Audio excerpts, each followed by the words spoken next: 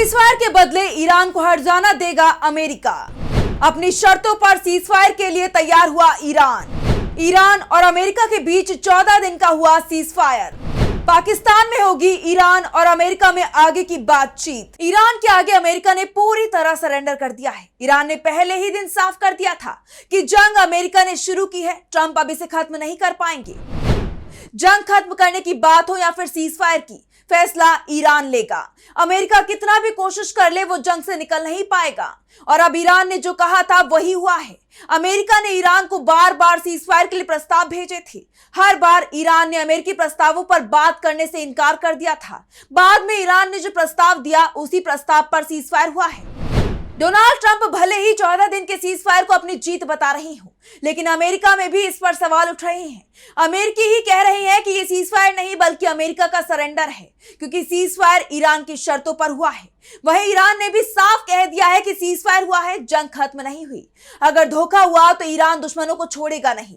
Iran के सामने America के इसी सरेंडर पर आज हम अपनी स्पेशल रिपोर्ट में करेंगे बात। नमस्कार, मैं हूं आंचल।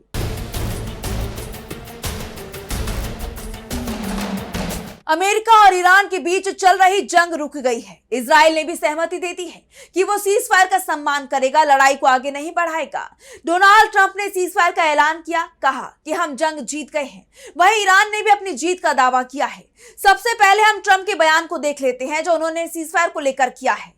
ट्रंप का कहना है कि पाकिस्तान के प्रधानमंत्री शहबाज शरीफ और फील्ड मार्शल आसिम मुनीर ने बातचीत कर अनुरोध किया कि मैं आज रात ईरान के खिलाफ होने वाली विनाशकारी कार्रवाई को रोक दूं, लेकिन इस शर्त पर कि Islamic Republic of Iran Hormuz जलरमरू मध्य को पूरी तरह, तुरंत और सुरक्षित तरीके से खोलने पर सहमत हो। यानी ट्रंप ने खुद माना है कि सीजफायर के लिए ईरान ने अमेरिका की कोई शर्त नहीं मानी, बल्कि जंग से भागने के लिए पाकिस्तान का नाम लिया है, क्योंकि ईरान अमेरिका से बातचीत तक करने को तैयार नहीं था। वहीं सीजफायर का ऐलान करने के बाद ट्रंप ने एक और पोस्ट किया जिसमें उन्होंने कहा, विश्व शांति के लिए बड़ा दिन, ईरान भी यही चाहता है, अब वो और बर्दाश्त नहीं कर सकते। ठीक वैसे ही बाकी सब भी यही चाहते हैं। अमेरिका हॉर्मुज स्ट्रेट में आवाजाही को सुचारू बनाने में मदद करेगा।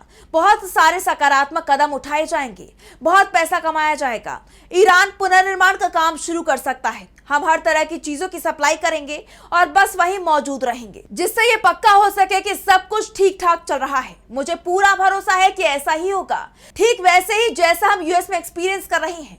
ये मिडिल ईस्ट का स्वर्ण युग साबित हो सकता है।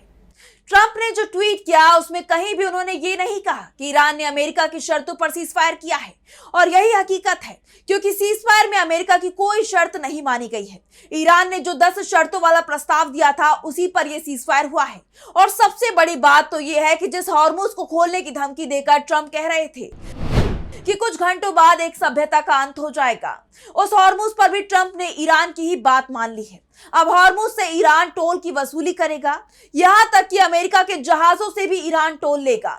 ईरान ने जो शर्तें रखी थी उसमें से एक शर्त यह भी थी कि जंग में जो नुकसान ईरान का हुआ है उसका हर्जाना अमेरिका को देना होगा, नहीं तो ईरान को हॉर्मुज में टोल वसूली का अधिकार देना होगा। और अब यह कहा जा रहा है कि अमेरिका ने ईरान के हॉर्मुज पर दावे को मंजूर कर लिया है। इसके बाद ही ईरान सीजफायर को तैयार हुआ है।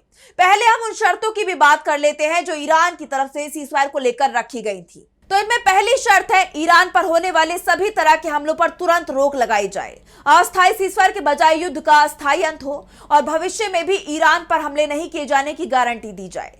लेबनान में हिजबुल्लाह पर इजरायली हमलों का अंत हो, इजरायली सेना लेबनान से पीछे हटे। ईरान पर अमेरिका और पश्चिम देशों की तरफ से लगाए गए सभी प्रतिबंध हटाए जाएं। ईरान के सहयोगियों के खिलाफ चल रही सभी क्षेत्रीय लड़ाइयों का अंत हो। परमाणु अप्रसार संधि यानी एनपीटी के तहत ईरान को यूरेनियम संवर्धन के अधिकार की औपचारिक मान्यता दी जाए। ईरान की शर्तें मानी जाती हैं तब वो हॉर्मुज स्ट्रेट को सुरक्षित आवागमन के लिए खोल देगा, लेकिन इसे लेकर जो नियम ईरान बनाएगा वो लागू होंगे। हॉर्मुज स्ट्रेट से जहाजों की सुरक्षित निकासी के बदले में ईरान हर जहाज से $20 लाख का टैक्स लेगा। इसे हॉर्मुज फीस नाम दिया गया है। हॉर्मुज फीस को ईरान इसके दूसरे सिरे पर मौजूद ओमान के साथ साझा करेगा। हॉर्मुज स्ट्रेट के एक तरफ ईरान है तो वहीं दूसरी तरफ ओमान। इस फीस का उपयोग युद्ध में हुए नुकसान की भरपाई के बजाय प्रभावित क्षेत्रों के पुनर्निर्माण के लिए होगा। और ईरान की इनमें से अधिकांश शर्तों को ट्रंप ने मान लिया है। ईरान अमेरिका के साथ बैलिस्टिक मिसाइल कार्यक्रम पर कोई बातचीत नहीं करेगा और ना ही अपना परमाणु कार्यक्रम बंद करेगा। अमेरिका ने इसे मान लिया है और यही कारण है कि जब ट्रंप से अमेरिकी पत्रकारों ने ईरान के यूरेनियम को लेकर सवाल किया तो ट्रंप जवाब नहीं दे पाए। बस इतना कहा कि वो ईरान के यूरेनियम का ध्यान रखेंगे। ट्रंप के लिए इस जंग को किसी तरह से रोकना बेहद जरूरी हो गया था क्योंकि अमेरिका को जबरदस्त नुकसान हो रहा था। इसलिए वो ईरान की शर्तों पर सीजफायर को तैयार हो गए हैं। अब 10 अप्रैल से इस्लामाबाद में बातचीत शुरू होगी। वहीं ईरान के सुप्रीम लीडर मुश्तबा खामनेई का बयान भी सामने आया है जिसमें उन्होंने कहा है यह युद्ध का अंत नहीं है, लेकिन सभी मिलिट्री यूनिट्स को सर्वोच्च नेता के आदेश का पालन करते हुए गोलीबारी रोक देनी चाहिए। ईरान की सुप्रीम नेशनल सिक्योरिटी काउंसिल यानी SNSC ने ट्रंप के युद्ध विराम की घोषणा को तेहरान की बड़ी जीत बताया है। SNSC की तरफ से कहा गया है कि ईरान ने एक बड़ी जीत हासिल की है और अमेरिका को अपनी 10 सूत्रीय योजना स्वीकार करने के लिए मजबूर कर दिया है।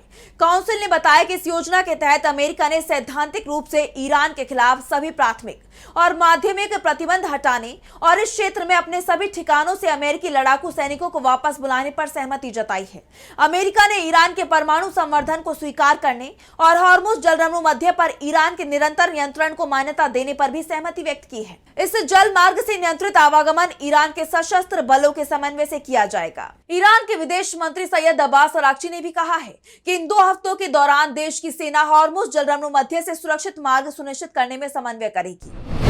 अगर ईरान पर हमले रोक दिए जाते हैं तो हमारे शक्तिशाली सशस्त्र बल भी अपने रक्षात्मक अभियान रोक देंगे। अब आप देखिए कि ट्रंप का कहना है कि जंग हम जीते हैं। ईरान अपनी जीत बता रहा है क्योंकि सीज फायर उसकी शर्तों पर हुआ है। हॉर्मुज पर उसका कब्जा अमेरिका ने मंजूर कर लिया है। यहां तक कि अमेरिका के अंदर भी यही कहा जा रहा है कि हमारा राष्ट्रपति लगातार झूठ बोल रहा है। यह अमेरिका की सबसे बड़ी हार है और इसके बाद अमेरिका में ट्रंप के इस्तीफे की डिमांड भी शुरू हो गई है। अमेरिकी सीनेटर क्रिस मर्फी ने सीज फायर की शर्तों को ट्रंप का सरेंडर बताया है। अमेरिकी सीनेटर ने दावा किया कि वो सच नहीं बता रही हैं। अगर ईरान की मांग का कुछ हिस्सा भी मान ले तो डोनाल्ड ट्रंप ने हॉर्मुज स्ट्रेट पर उसे नियंत्रण देने की सहमति दे दी है। ये दुनिया के लिए विनाशकारी होगा। वहीं अमेरिकी प्रतिनिधि सभा की सदस्य ग्वेन मूरे ने कहा है कि ट्रंप राष्ट्रपति पद के लिए अयोग्य है। ट्रंप को किसी भी संभव तरीके से पद से हटाया जाना चाहिए। अब समय आ गया है कि रिपब्लिकन सांसद भी डेमोक्रेट्स के साथ मिलकर उनकी इस पागलपन भरी नीति को खत्म करें। यानी अमेरिका ने मान लिया है कि जंग में ईरान को जीत मिली है। अब अमेरिका और ईरान के बीच जो बातचीत पाकिस्तान में शुरू हो रही है उसमें भी ईरान का रुख सख्त ही रहेगा। अमेरिका पहले ही झुक गया है। तो फिलहाल स्पेशल रिपोर्ट में बस इतना ही। वीडियो पसंद आया तो लाइक करें, साथ ही हमारे चैनल को सब्सक्राइब करें। नमस्कार।